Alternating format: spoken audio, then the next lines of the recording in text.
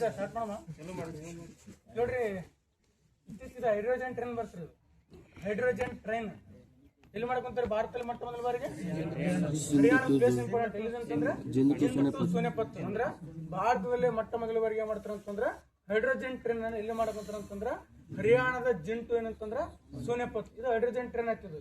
ಈ hydrogen train ಐತಲ್ರಿ sir, ಅಂದ್ರೆ ಗಂಟೆಗೆ ಎಷ್ಟು ಕಿಲೋಮೀಟರ್ ಅಂತ ಕ್ವಶನ್ ಕೇಳ್ತಾನೆ. ಹೈಡ್ರೋಜನ್ ಟ್ರೈನ್ ಭಾರತದಲ್ಲಿ ಗಂಟೆಗೆ ಎಷ್ಟು ಅಂತಂದ್ರೆ 75 ಕಿಲೋಮೀಟರ್ ನೋಡ್ರಿ. ಅಂದ್ರೆ ಮೊದಲೇನ್ ನಿಗದಿ ಮಾಡಿದ್ರಿ ಅಂತಂದ್ರ 110 ಕಿಲೋಮೀಟರ್ ಮಾಡಿದ್ರಿ. ಅಂದ್ರೆ ಮೊದಲೇನಂತಂದ್ರೆ ಹೈಡ್ರೋಜನ್ ಟ್ರೈನ್ ಅನ್ನ 110 ಕಿಲೋಮೀಟರ್ ಗಂಟೆಗೆ ಓಡಿಸ್ಕೊಂಡು ಮಾಡಿದ್ರು. ಬಟ್ ಪ್ರಸ್ತುತ ಏನ್ ನಿಗದಿ ಮಾಡಿ ಅಂತಂದ್ರೆ ಈಗ 75 ಕಿಲೋಮೀಟರ್ ನೋಡ್ರಿ. ಹಾಗೆ ಜಗತ್ತಿನಲ್ಲಿ ಮೊಟ್ಟ ಮೊದಲ ಬಾರಿಗೆ ಹೈಡ್ರೋಜನ್ ಟ್ರೈನ್ ಎಲ್ಲಿ ಮಾಡ್ಯಾರ? ಜರ್ಮನಿ. ಜಗತ್ತಿನಲ್ಲಿ ಮೊಟ್ಟ ಮೊದಲ ಬಾರಿಗೆ ಹೈಡ್ರೋಜನ್ ಟ್ರೈನ್ ಬಂತಂತಂದ್ರ ಜರ್ಮನಿ ಬರ್ತದ. ಭಾರತದಲ್ಲಿ ಮೊಟ್ಟ ಮೊದಲು ಬಂತಂತಂದ್ರ ಹರಿಯಾಣ ಬರ್ತದ. ಏಷ್ಯಾದಲ್ಲಿ ಮೊಟ್ಟ ಮೊದಲು ಬಂತಂತಂದ್ರ ಚೀನಾ ಬರ್ತ ನೋಡ್ರಿ. ಅರ್ಥ ಆಯ್ತಲ್ರಿ? ಜಗತ್ತಲ್ಲಿ ಆದಂತೇನೆ ಜರ್ಮನಿ, ಏಷ್ಯಾದೊಳಗ ಚೀನಾ, ಭಾರತದೊಳಗ ಹರಿಯಾಣ. ಹರಿಯಾಣದ ಎಲ್ಲೇನ್ ಕ್ವಶನ್ ಕೇಳ್ತಂದ್ರ ಸೋನೆಪತ್ ನೋಡ್ತಾರೆ. ಇದು ಈ ಟ್ರೈನ್ ಅನ್ನ ಯಾರು ತಯಾರು ಮಾಡೋದ್ ಕ್ವಶನ್ ಕೇಳ್ತಾನ್ರಿ. ಈ ಹೈಡ್ರೋಜನ್ ಟ್ರೈನ್ ಅನ್ನ ಯಾರು ತಯಾರು ಮಾಡ್ರಿ ಅಂತಂದ್ರೆ ಯಾರು ತಯಾರು ಮಾಡ್ರಿ ಸರ್? ಇದು ತಮಿಳ್ನಾಡಿನ ಇಂಟ್ರಿಗಲ್ ಕೋಚ್ ಫ್ಯಾಕ್ಟರಿ ನೋಡ್ರಿ. ಅಂದ್ರೆ ನಮ್ಮ ಭಾರತದಲ್ಲಿ ಇಂಟ್ರಿಗಲ್ ಕೋಚ್ ಫ್ಯಾಕ್ಟರಿ ಕಂಡ್ಬರ್ತಂದ್ರ ತಮಿಳ್ನಾಡಿನ ಪೆರಂಬುದಲ್ಲಿ ಕಂಡು ಬರ್ತಾರೆ. ಅವ್ರು ಏನ್ ಮಾಡ್ತಾರೆ ಅಂತಂದ್ರ ಇದನ್ನ ತಯಾರು ಮಾಡಿ ನೋಡಿ ಸರ್. ಇದು ನೆಕ್ಸ್ಟ್ ನಮ್ಮ ಭಾರತ ರೈಲ್ವೆ ಇಲಾಖೆ ನಾವು ಯಾವ ವರ್ಷ ನಿವ್ವಳ ಶೂನ್ಯಂಗಲ ಗುರಿ ಅಂತ ಹೇಳಿದ್ವಿ ನಾವು. ಭಾರತ ರೈಲ್ವೆ ಇಲಾಖೆ ಯಾವ ವರ್ಷ ನಿವ್ವಳ ಶೂನ್ಯಂಗಲ ಅಂತ ಹೇಳಿ ಸರ್ 30. ಭಾರತ ಸಂಪೂರ್ಣವಾಗಿ ವಿದ್ಯುದೀಕರಣ ಅಂದ್ರೆ ರೈಲ್ವೆ ವಿದ್ಯುದೀಕರಣ ಹೋಗ್ತಲ್ರಿ. ಎಲ್ಲ ಟ್ರೈನ್ ಮ್ಯಾಗ ಇಡೇತೀನಿ ಹೋಗುತ್ತಲ್ರಿ. ಅದು ಯಾವ ವರ್ಷ ಎಂಡಿಗಿದೆ ಅಂತಂದ್ರ 2025 ನೋಡ್ರಿ. ಎಲ್ಲಾ ಕಡೆ ಭಾರತದಲ್ಲಿ ಏನಂತಂದ್ರ 2025 ಮಾಡಿ ನೋಡ್ರಿ. ಇದು ಇಲ್ಲಿ ರೈಲ್ವೆಗೆ ಸಂಬಂಧಪಟ್ಟಂತೆ ಕೆಲವೊಂದಿಷ್ಟು ಪಾಯಿಂಟ್ಸ್ ನೋಡ್ರಿ. ರೈಲ್ವೆ ಇಲಾಖೆ ಸಂಬಂಧಪಟ್ಟಂತೆ ಇಲ್ಲಿ ಇತ್ತೀಚೆಗೆ ರೈಲ್ವೆ ಇಲಾಖೆ ಮಾಡಿತ ಅಂತಂದ್ರ ತನ್ನ ಎಲ್ಲಾ ಒಂದು ಅಪ್ಲಿಕೇಶನ್ ಮಾಡ್ತಂತ ವೆಬ್ಸೈಟ್ ಆನ್ ಮಾಡಿತ್ತು. ಯಾವಂತಂದ್ರ ರೈಲ್ ಒನ್ ಅಂದ್ರೆ ಎಲ್ಲಾ ಸೇವೆಗಳನ್ನ ಐತಲ್ರಿ ಒಂದು ಅಪ್ಲಿಕೇಶನ್ ಸ್ಟಾರ್ಟ್ ಮಾಡೋದು. ಯಾವ ಒಂದು ಅಪ್ಲಿಕೇಶನ್ ಅಂತಂದ್ರ ರೈಲ್ ಒನ್ ಅಂತ ಬರ್ತ ನೋಡ್ರಿ. ಇದು ಇತ್ತೀಚೆಗೆ ರೈಲ್ವೆ ಇಲಾಖೆ ಮಾಡಿತಂತಂದ್ರ ಶೈನ್ ಕಾರ್ಯಕ್ರಮ ಅಂತ ಬರ್ತಿರೋದು. ಶೈನ್ ಕಾರ್ಯಕ್ರಮ ಇದು ಮತ್ತು ಶೈನ್ ಚಾಲದು. ಶೈನ್ ಕಾರ್ಯಕ್ರಮ ಭಾರತೀಯ ರೈಲ್ವೆ ಇಲಾಖೆ ಮಾಡ್ಯದ. ಈ ಶೈನ್ ಕಾರ್ಯಕ್ರಮ ಉದ್ದೇಶ ಕ್ವಶನ್ ಏನಂತಂದ್ರ ನಮ್ಮ ಭಾರತೀಯ ಮಹಿಳಾ ಸಿಬ್ಬಂದಿಗೆ ಐತಲ್ ಸರ್, ಮಹಿಳಾ ಸಿಬ್ಬಂದಿಗೆ ಮಾಡ್ತಂತಂದ್ರ ಒಂದು ರಕ್ಷಣೆ ಕೂಡ ಸಂಬಂಧಪಟ್ಟಂತ ಕಾರ್ಯಕ್ರಮ ಅಂತಂದ್ರ ಶೈನ್ ಕಾರ್ಯಕ್ರಮ ನೋಡ್ರಿ. ಅಂದ್ರ ಈ ಸೆಕ್ಸುವಲ್ ಆಗಿ ಹರಾಸ್ಮೆಂಟ್ ಅಂತ ಬರ್ತಾರೆ ಶೈನ್ ಅಂತಂದ್ರ ಮಹಿಳೆಯರಿಗೆ ಅಂತಂದ್ರೆ ಕೆಲವೊಂದ್ ಸಮಯದಲ್ಲಿ ಬೋಗಿಯಲ್ಲಿ ತೊಂದರೆ ಕೊಡ್ತಿರ್ತಾರ. ಅದನ್ನೆಲ್ಲ ತಡೆಗಟ್ಟಲು ಯಾವ ಒಂದು ಕಾರ್ಯಕ್ರಮ ಅಂತಂದ್ರ ಶೈನ್ ಕಾರ್ಯಕ್ರಮ ಅಂತ ಬರ್ತ ನೋಡ್ರಿ. ಹಾಗಾದ್ರೆ ನಮ್ಮ ಭಾರತದಲ್ಲಿ ಮೊಟ್ಟ ಮೊದಲ ಬಾರಿ ರೈಲ್ ಸ್ಟಾರ್ಟ್ ಆಗ್ತಿರಿ. ಇದು ಮುಂಬೈ ಟು ಥಾಣೆ 1853 ಏಪ್ರಿಲ್ 16 ಏನ್ ಮಾಡ್ತಂತಂದ್ರ ಟ್ರೈನ್ ಸ್ಟಾರ್ಟ್ ಆಗ್ತಾರೆ. 1853 ಏಪ್ರಿಲ್ 16 ಸ್ಟಾರ್ಟ್ ಆಗ್ತ ಮುಂಬೈ ಟು ಥಾಣೆ ಸರ್. ಭಾರತೀಯ ರೈಲ್ವೆ ವ್ಯವಸ್ಥೆ ಪಿತಾಮಹ ಅಂತ ಡಾಲ್ ಔಷಿ ಸರ್. ಭಾರತೀಯ ರೈಲ್ವೆ ವ್ಯವಸ್ಥೆ ಪಿತಾಮಹ ಅಂತಂದ್ರ ಡಾಲ್ ಔಷಿ ಅವ್ರು ಕರಿತೀವಿ. ಹಾಗಾದ್ರೆ ಕರ್ನಾಟಕ ರೈಲ್ವೆ ಯಾವ ಸ್ಟಾರ್ಟ್ ಆಗುತ್ತೆ ಅಂತ ಹೇಳಿದ್ವಿ ನಾವು. ಕರ್ನಾಟಕ 1859 ಬೆಂಗಳೂರು ಟು ಜೋಲಾರ್ಪೇಟೆ 1859 1856 ಕೊಟ್ಟಿತ್ತನ್ರಿ.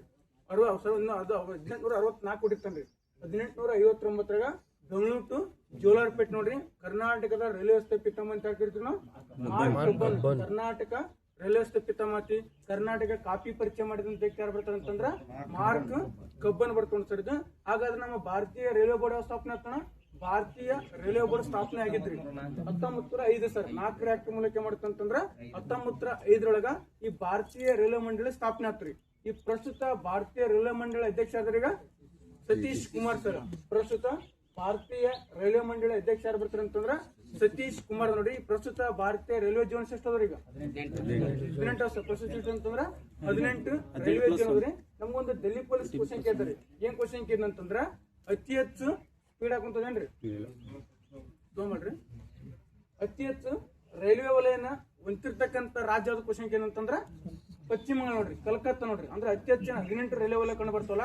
ಈ 18 ರೈಲ್ವೆ ಒಳದಾಗ ಅತಿ ಹೆಚ್ಚು ರೈಲ್ವೆ ಒಂದು ವಲಯ ಹೊಂದಿರ್ತಕ್ಕಂಥ ರಾಜ್ಯದ ಕ್ವಶನ್ ಏನಂತಂದ್ರ ಕಲ್ಕತ್ತಾ ಬರ್ತ ನೋಡ್ರಿ. ಅತಿ ದೊಡ್ಡ ರೈಲ್ವೆ ವಲಯ ಯಾವ್ದ್ರಿ? ಅತಿ ದೊಡ್ಡ ರೈಲ್ವೆ ವಲಯ ಉತ್ತರ ರೈಲ್ವೆ ವಲಯ ದೆಹಲಿ. ಅತಿ ದೊಡ್ಡ ರೈಲ್ವೆ ವಲಯ ಅಂತಂದ್ರ ಉತ್ತರ ರೈಲ್ವೆ ಬರ್ತಿರೋದು ದೆಹಲಿ ಕಂಡು ಬರ್ತಾ. ಅತಿ ಚಿಕ್ಕ ರೈಲ್ವೆ ವಲಯ ಕ್ವಶನ್ ಏನಂತಂದ್ರ ಈಶಾನ್ಯ ಕಡೆ ಅಲ್ರಿ ಗುವಾಹಟಿ. ಅರ್ಥ ಆಗ್ತಲ್ರಿ? ಅತಿ ದೊಡ್ಡದಾದಂತ ಏನೇನು ದೆಹಲಿ. ಅತಿ ಚಿಕ್ಕ ರೈಲ್ವೆ ಬಂತಂದ್ರ ಗುವಾಹಟಿ ಬರ್ತಾವ. ಅಸ್ಸಾಂನ ಗುವಾಹಟಿ ಬರ್ತ ನೋಡ್ರಿ. ಅತಿ ಹೆಚ್ಚು ಜನಬೀಡಿತ ರೈಲ್ವೆ ಕ್ವಶನ್ ಏನಂತಂದ್ರ ಮುಂಬೈ ಬರ್ತದೆ. ಅತಿ ಹೆಚ್ಚು ಜನಬೀಡಿತ ಬಂದ ಕ್ವಶನ್ ಏನಂತಂದ್ರ ಮುಂಬೈ ಬರ್ತ ನೋಡ್ರಿ. ಹಾಗಾದ್ರ ಭಾರತದಲ್ಲಿ ಮೊಟ್ಟ ಮೊದಲ ಬಾರಿಗೆ ಮಹಿಳೆಯರಿಂದ ನಿರ್ವಹಿಸಲ್ಪಟ್ಟಂತ ಒಂದು ರೈಲು ನಿಲ್ದಾಣ ಅಂತಂದ್ರ ಮುಂಬೈನ ಮಾತುಂಗ ನೋಡ್ರಿ. ಅಂದ್ರೆ ಭಾರತದಲ್ಲಿ ಮೊಟ್ಟ ಮೊದಲ ಬಾರಿಗೆ ಏನ್ ಮಾಡ್ತಾರಂತಂದ್ರ ಈ ಒಂದು ರೈಲ್ವೆ ಇಲಾಖೆ ಅಂದ್ರೆ ಮಹಿಳೆಯರು ಸಂಪೂರ್ಣ ಏನ್ ಮಾಡ್ತಾರಂತಂದ್ರ ಕಾರ್ಯ ನಿರ್ವಹಿಸಿದಂತ ಒಂದು ರೈಲು ನಿಲ್ದಾಣ ಬರ್ತಂತಂದ್ರ ಮುಂಬೈನ ಮಾತುಂಗ ಬರ್ತ ನೋಡಿ ಸರ್ ಇದು. ಹಾಗಾದ್ರೆ ನಮ್ಮ ಕರ್ನಾಟಕದಲ್ಲಿ ಸಂಪೂರ್ಣವಾಗಿ ಮಹಿಳೆಯರಲ್ಲಿ ನಿರ್ವಹಿಸ್ತಾರೆ ಕಾರ್ಯ ರೀ ಬೆಂಗಳೂರಿನ ಬಾಣಸವಾಡಿ. ಕರ್ನಾಟಕದಲ್ಲಿ ಸಂಪೂರ್ಣವಾಗಿ ಮಹಿಳೆಯರಿಂದ ನಿರ್ವಹಿಸಲ್ಪಟ್ಟಂತ ಒಂದು ರೈಲು ನಿಲ್ದಾಣ ಕ್ವಶನ್ ಏನಂತಂದ್ರ ಬೆಂಗಳೂರಿನ ಬಾಣಸವಾಡಿ ಬರ್ತ ನೋಡಿ ಸರ್ ಇದು. ಹಾಗಾದ್ರೆ ಭಾರತದ ಮೊಟ್ಟ ಮೊದಲ ಖಾಸಗಿ ರೈಲು ನಿಲ್ದಾಣ ಯಾವ್ದು ಬರ್ತಂತಂದ್ರ ಮಧ್ಯಪ್ರದೇಶದ ಹಬೀಬ್ಗಂಜ್. ಪ್ರಸ್ತುತ ರಾಣಿ ಕಮಲಾಪತಿ ದೇವ್ ಮಾಡ್ಯಾರ ಈಗ. ಅಂದ್ರ ಭಾರತದ ಮೊಟ್ಟ ಮೊದಲ ಖಾಸಗಿ ರೈಲು ನಿಲ್ದಾಣ ಯಾವ್ದು ಬರ್ತಂತಂದ್ರ ಮಧ್ಯಪ್ರದೇಶದ ಹಬೀಬ್ಗಂಜ್ ಅಂತ ಬರ್ತ ನೋಡಿ ಸರ್ ಇದು. ಇದನ್ನ ಏನ್ ಹೇಳ್ರಿ ಹಬೀಬ್ಗಂಜ್ ಸರ. ಈ ಹಬೀಬ್ಗಂಜ್ ಏನಂತ ಹೆಸರು ಮಾಡಿ ಅಂತಂದ್ರ ರಾಣಿ ಕಮಲಾಪತಿ ದೇವಿ ನೋಡಿ ಸರ್ ಇದು. ಹಾಗಾದ್ರೆ ನಮ್ಮ ಭಾರತದಲ್ಲಿ ಮೊಟ್ಟ ಮೊದಲ ಬಾರಿ ಎಲೆಕ್ಟ್ರಿಕ್ ಟ್ರೈನ್ ಆರಂಭ ಆಗಿದ್ರಿ. ಭಾರತದಲ್ಲಿ ಮೊಟ್ಟ ಮೊದಲ ಬಾರಿಗೆ ಎಲೆಕ್ಟ್ರಿಕ್ ಟ್ರೈನ್ ಆರಂಭ ಆಗಿದ್ದು ಯಾವ ವರ್ಷ ಅಂತ ಕೇಳಿದ ಕ್ವಶನ್ ಏನಂತಂದ್ರ 1925ರಾಗ. ಯಾವೊಂದು ರೈಲ್ ಅಂತ ಕ್ವಶನ್ ಏನಂತಂದ್ರ ಡೆಕ್ಕನ್ ಕ್ವೀನ್ ನೋಡ್ರಿ.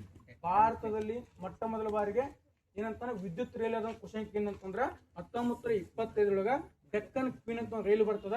ಇದು ಮುಂಬೈ ಟು ಪುಣೆ ಅಂತ ಬರ್ತದೆ ಅಥವಾ ಕುರ್ಲಾ ಅಂತ ಬರ್ತಿರೋದು.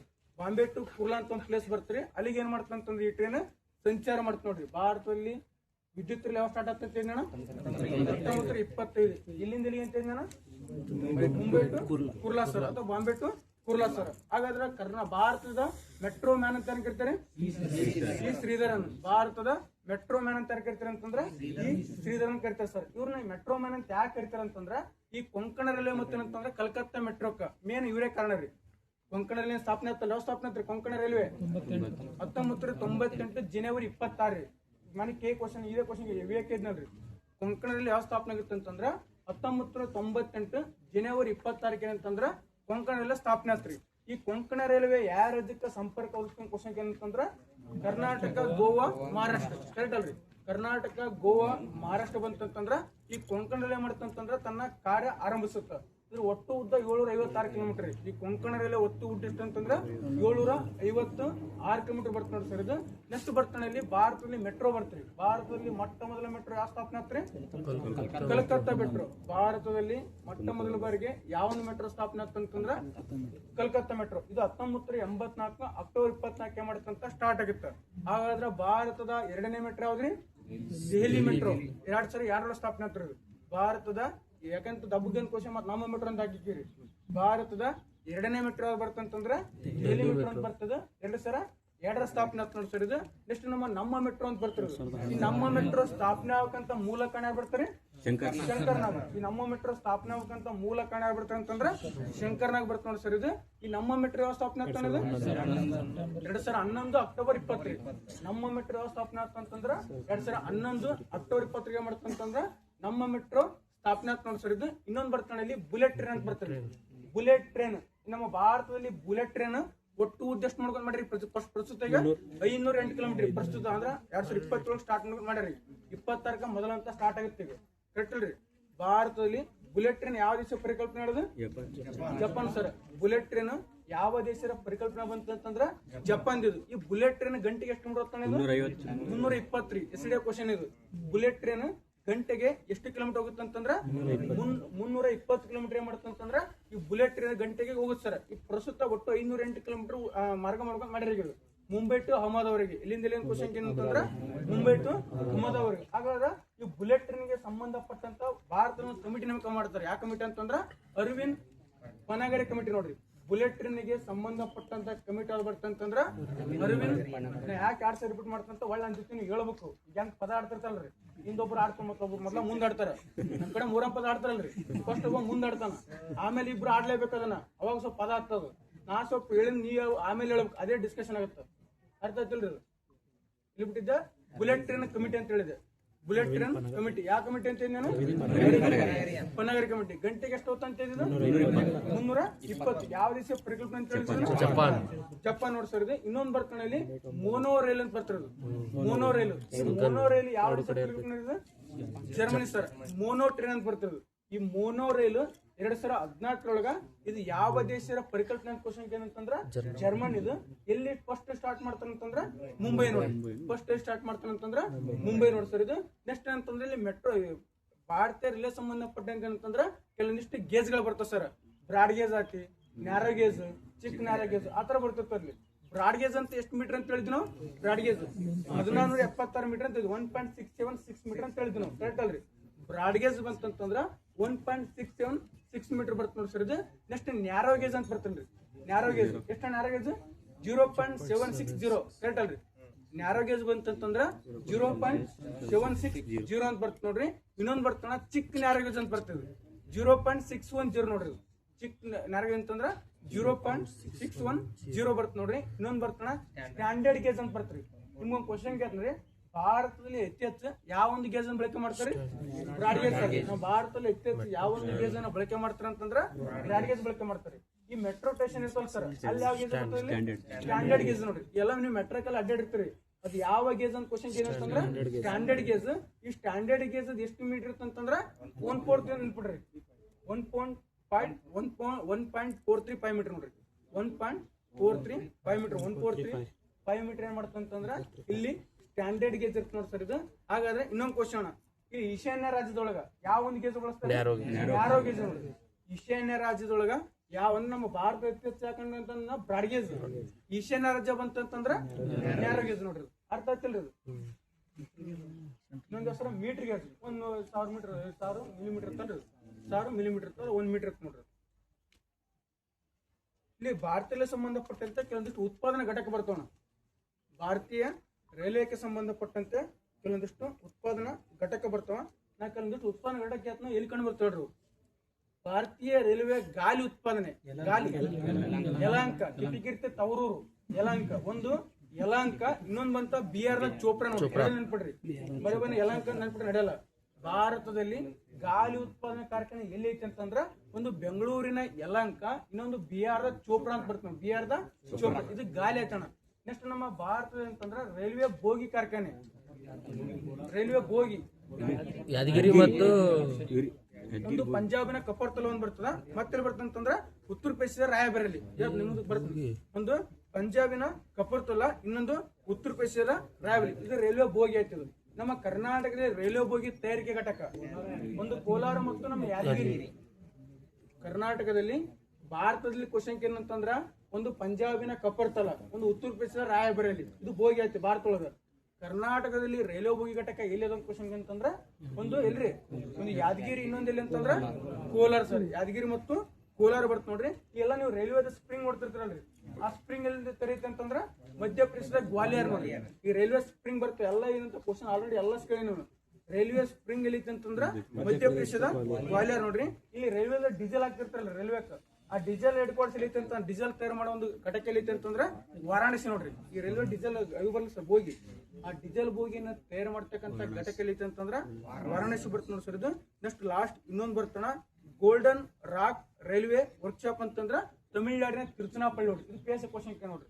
ಗೋಲ್ಡನ್ ರಾಕ್ ರೈಲ್ವೆ ವರ್ಕ್ಶಾಪ್ ಎಲ್ಲಿ ಅಂತಂದ್ರ ತಮಿಳುನಾಡಿನ ತಿರುಚನಾಪಳ್ಳಿ. ಒಂದ್ಸಲ ಸ್ಪೀಡ್ ಇನ್ನೊಂದ್ಸಲ ಹೇಳಮ್ರಿ.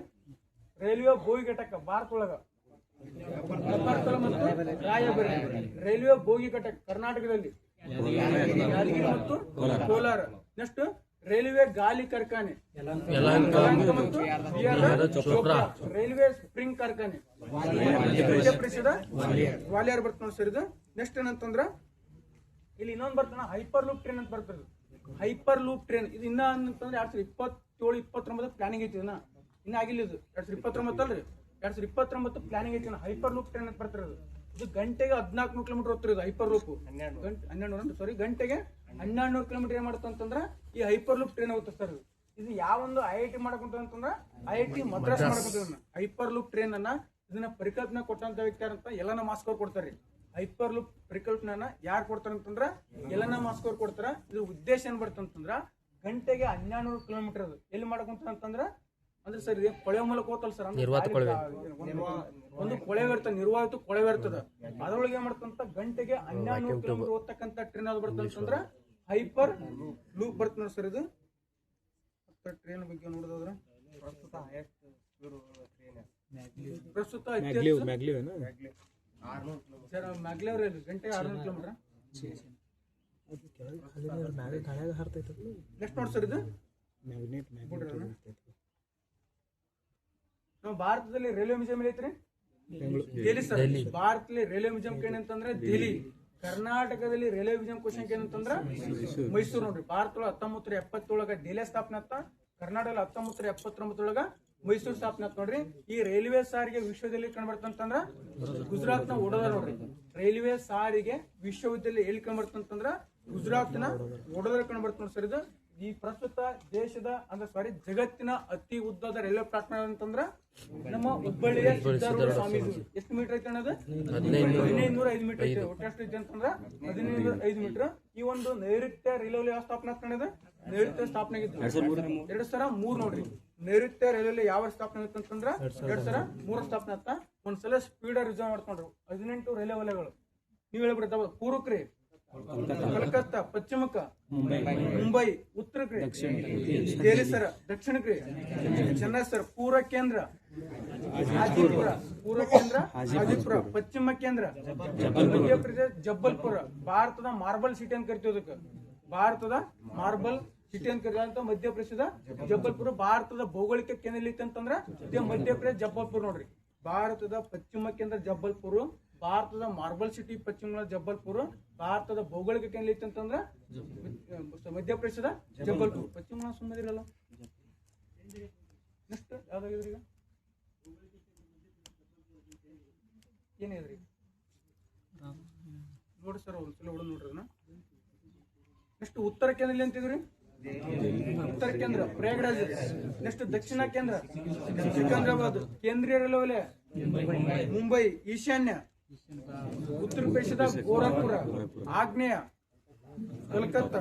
ವಾಯುವ್ಯ ಜೈಪುರ್ ಸರ್. ನೆಕ್ಸ್ಟ್ ಪೂರ್ವ ಕರಾವಳಿ ಒಡಿಶಾದ ಭುವನೇಶ್ವರ. Next Calcutta metro Calcutta. ಅದಕ್ಕೆ ಕಲ್ಕತ್ತಾ ಒಟ್ಟು 3 ರೈಲ್ವೆ. ಕಲ್ಕತ್ತಾ ಟೋಟಲ್ 3 ಅದಾವ ಇಲ್ಲಿ. ಮುಂಬೈ 2 ಸರ್. ನೆಕ್ಸ್ಟ್ ಆಗ್ನೇಯ ಕೇಂದ್ರ ಬಿಲಾಸ್ಪುರ್ ಸರ್. ನೆಕ್ಸ್ಟ್ ರೀ ನೈಋತ್ಯ ಹುಬ್ಳಿ ನೋಡಿ ಸರ್. ದಕ್ಷಿಣ ಕರಾವಳಿ ಬಂತಂತಂದ್ರ ವಿಶಾಖಪಟ್ಟಣ. ಆಗ ಒಂದು ಕ್ವಶನ್ ಸರ್, ಭಾರತದ ಮೊಟ್ಟ ಮೊದಲ ಜಲ ಮೆಟ್ರೋ ಎಲ್ಲಿ ಮಾಡ್ತಾರೆ? ಕೇರಳದ ಕೊಚ್ಚಿ ನೋಡಿ. ಭಾರತ ಅಂದ್ರ ಜಲ ಮೆಟ್ರೋ, ನೀರಿನ ಮ್ಯಾಗುವ ಮೆಟ್ರೋ. ಇದು ಜಲ ಮೆಟ್ರೋ ಅಂತ ಕರಿತಾರೆ ಇದಕ್ಕೆ. ಭಾರತದ ಮೊದಲ ಅಂಡರ್ ವಾಟರ್ ಮೆಟ್ರೋ ಅಂತಂದ್ರ ಕಲ್ಕತ್ತಾ ಹುಬ್ಳಿ ನದಿ ನೋಡ್ರಿ. ಅರ್ಥ ಆಯ್ತಲ್ರಿ? ಜಲ ಮೆಟ್ರೋ ಬಂತಂತಂದ್ರ ಕೇರಳ, ಜಲ ಅಂಡರ್ ವಾಟರ್ ಮೆಟ್ರೋ ಬಂತಂತಂದ್ರ ಕಲ್ಕತ್ತಾದ ಹುಬ್ಳಿ ನದಿ ಬರ್ತ ನೋಡಿ ಸರ್. ಇದು ಕರೆಕ್ಟ್ ಅಲ್ರಿ? ಹಾಗಾದ್ರ ಪ್ರಪಂಚದ ಅತಿ ಉದ್ದವಾದ ರೈಲ್ವೆ ಸುರಂಗ ಅದು ಬರ್ತಂತಂದ್ರ ಸ್ವಿಟ್ಜರ್ಲ್ಯಾಂಡ್ ಗೋತಾರ್ಡ್ ಸುರಂಗ ರೀ. ಪ್ರಪಂಚದ ಅತಿ ಉದ್ದವಾದ ರೈಲ್ವೆ ಸುರಂಗ ಅದು ಬರ್ತಂತಂದ್ರ ಸ್ವಿಟ್ಜರ್ಲ್ಯಾಂಡಿನ ಗೋತಾರ್ಡ್ ಸುರಂಗ ಅಂತ ಬರ್ತ ನೋಡ್ರಿ. ಹಾಗಾದ್ರೆ ಪ್ರಸ್ತುತ ಭಾರತದ ಅತಿ ಉದ್ದವಾದ ರೈಲ್ವೆ ಸುರಂಗ ಯಾವ್ದ್ರಿ? ಯಾವ್ದ್ರಿ? ಬತ್ರಾ ಟು ಕೆನಿಯಲ್ ಏನ್ರಿ? ಬತ್ರಾ ಟು ಕೆನಿಯಲ್ ನೋಡ್ರಿ. ಭಾರತದ ಅತಿ ಅಂದ್ರೆ ನೀವು ಹೇಳಕ್ ಒಂದು ಶ್ಯಾಮ್ ಪ್ರಸಾದ್ ರಸ್ತೆ ಸುರಂಗ ಸರ್. ಅದು ಶ್ಯಾಮ್ ಪ್ರಸಾದ್ ಮುಖರ್ಜಿ ಅಂತಂದ್ರೆ ಭಾರತದ ಅತಿ ಉದ್ದದ ರಸ್ತೆ ಸುರಂಗ ಅದು. ನಾನ್ ಹೇಳ್ತಕ್ಕಂಥದ್ದು ಭಾರತ ಹೆಂಗ್ ಪ್ರಪಂಚದೊಳಗ ಗೋತಾರ್ಡ್ ಸುರಂಗ ಕಡೆ ಬರ್ತಲ್ಲ ಆತ ನಮ್ಮ ಭಾರತದೊಳಗ ಅತಿ ಉದ್ದದ ರೈಲ್ವೆ ಸುರಂಗ ಹೇಳ್ಕೊಂಡ್ ಬರ್ತಂತಂದ್ರ ಜಮ್ಮು ಕಾಶ್ಮೀರ ಕತ್ರಾ ಟು ಕೆನಿಯಲ್ ಬರ್ತ ನೋಡ್ರಿ. ಹಾಗಾದ್ರೆ ಭಾರತದ ಅತಿ ಎತ್ತರವಾದ ರೈಲ್ವೆ ಸೇತುವೆ ಯಾವ್ದು ಬರ್ತಂತಂದ್ರ ಚಿನಾಬ್ ಸೇತುವೆ. ಭಾರತದ ಅತಿ ಎತ್ತರ ರೈಲ್ವೆ ಸೇತುವೆ ಬಂತಂತಂದ್ರ ಚಿನಾಬ್ ಸೇತುವೆ ಬರ್ತ ನೋಡಿ ಸರ್. ಇದು ಭಾರತದಲ್ಲಿ ಮೊದಲ ಬಾರಿಗೆ ರೈಲ್ವೆ ಬಜೆಟ್ ಯಾರು ಮಂಡನೆ ಮಾಡ್ತಾರೆ? First William Acworth sir. William Acworth ಅಂತಂದ್ರ ಫಸ್ಟ್ ಬಜೆಟ್ ಆತ. ಸ್ವತಂತ್ರ ನಂತರ ಬಂತ ಜಾನ್ ಮತ ಸ್ವತಂತ್ರ ಗ್ರೇಟ್ ಅಲ್ರಿ. ಸ್ವತಂತ್ರ ಅಂತ ಬಂತಂದ್ರ ಜಾನ್ ಮತ ಬರ್ತೊಂಡ್ರಿ. ಅತಿ ಹೆಚ್ಚು ರೈಲ್ವೆ ಬಜೆಟ್ ಯಾರು ಮಂಡನೆ ಮಾಡ್ತಾರೆ? ಲಾಲೂ ಪ್ರಸಾದ್ ಯಾದವ್ ಸರ್. ಕೊನೆಯ ಬಾರಿ ರೈಲ್ವೆ ಬಜೆಟ್ ಯಾರು ಮಂಡನೆ ಮಾಡ್ತಾರೆ? ಸುರೇಶ್ ಪ್ರಭು ಸರ್. ಈ ರೈಲ್ವೆ ಬಜೆಟ್ ಅನ್ನ ಕೇಂದ್ರ ಸಾಮಾನ್ಯ ಬಜೆಟ್ ಒಂದಿಗೆ ಯಾರು ವಿಲೀನ ಮಾಡ್ತಾರೆ? ಅರುಣ್ ಜೇಟ್ಲಿ. ಅಂದ್ರೆ 2017-18 ಈ ರೈಲ್ವೆ ಬಜೆಟ್ ಅನ್ನ ಸಾಮಾನ್ಯ ಬಜೆಟ್ ಅಂದ್ರೆ ಯಾರು ವಿಲೀನ ಮಾಡ್ತಾರ ಅಂತಂದ್ರ ಅರುಣ್ ಜೇಟ್ಲಿ ಬರ್ತ ನೋಡಿ ಸರ್. ಇದು ಇಷ್ಟ ಅಂತಂದ್ರ ರೈಲ್ವೆ ಇಲಾಖೆ ಬಗ್ಗೆ ಬರ್ತ ನೋಡ್ರಿ. ಯುನೆಸ್ಕೋ ಪಾರಂಪರೆಗೆ ಸೇರ್ಪಡಂತ ರೈಲ್ವೆ ಏನದು ಗುಡ್ಡಗಾಡು ರೈಲ್ವೆ ಬರ್ತಾವ ಅಂತಂದ್ರ ಯುನೆಸ್ಕೋ ಪಟ್ಟಿ ಸೇರ್ಪಡೋದು. ಡಾರ್ಜಿಲಿಂಗ್ ನೀಲಗಿರಿ ಕಾಲಕಾಲ ಸರ್. ಡಾರ್ಜಿಲಿಂಗ್ ನೀಲಗಿರಿ ಕಾಲಕ ಯುನೆಸ್ಕೋ ಪರಂಪರೆಗೆ ಸೇರ್ಪಡದಂತ ರೈಲ್ವೆ ಬರ್ತಾವ ಸರ್. ಅರ್ಥ ಆಗ್ತಿಲ್ರಿ? ಇದು